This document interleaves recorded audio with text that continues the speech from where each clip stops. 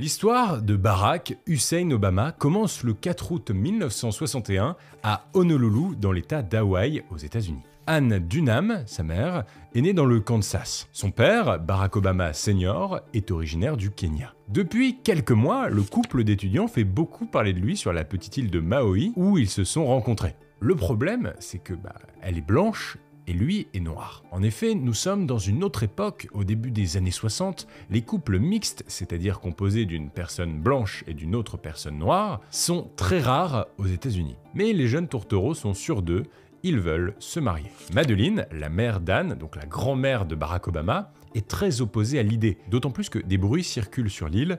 Barack Obama Sr. a une autre vie au Kenya, où il aurait déjà 2 enfants. Mais Madeleine n'a pas le choix, Anne est enceinte. Le jeune couple se marie en vitesse, puis direction la capitale, Honolulu, pour accoucher. Félicitations, c'est un petit garçon, et c'est décidé, il portera le même prénom que son père, Barack. Tout s'annonce assez paisible pour la petite famille, mais assez vite, un événement vient bouleverser leur routine. Barack Obama père est reçu à la prestigieuse université d'Harvard, dans le Massachusetts, pour étudier l'économie. Et Harvard, ça ne se refuse pas. Le petit Barack a 2 ans et ses parents se séparent. Avant de partir, son père assure qu'il reviendra, mais il ne tiendra jamais sa promesse. En fait, Barack comprendra plus tard que son père a refait sa vie au Kenya et qu'il a eu de nombreux autres enfants. Le jeune Barack ne reverra en vérité son père qu'une seule fois, furtivement, à 10 ans.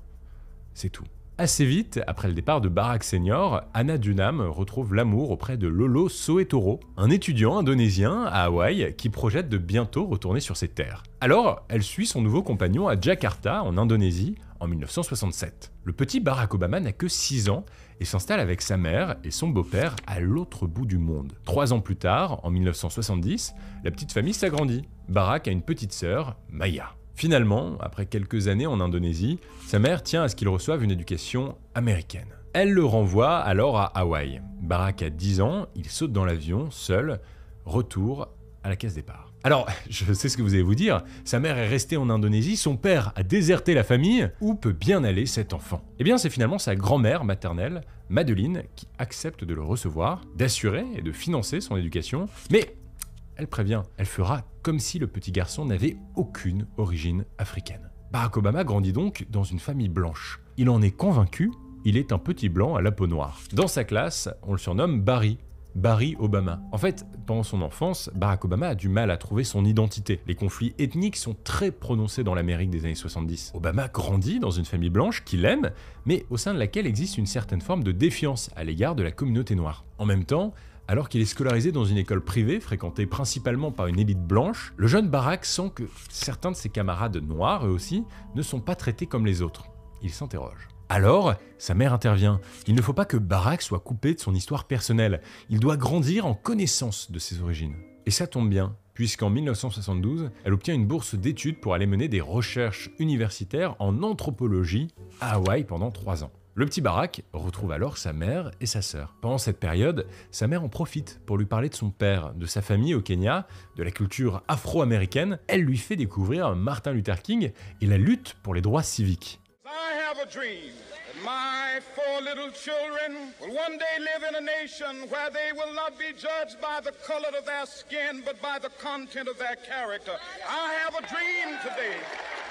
En 1975, sa mère et sa sœur doivent rentrer à Jakarta, mais Barack décide de rester avec ses grands-parents pour finir son lycée à Hawaï.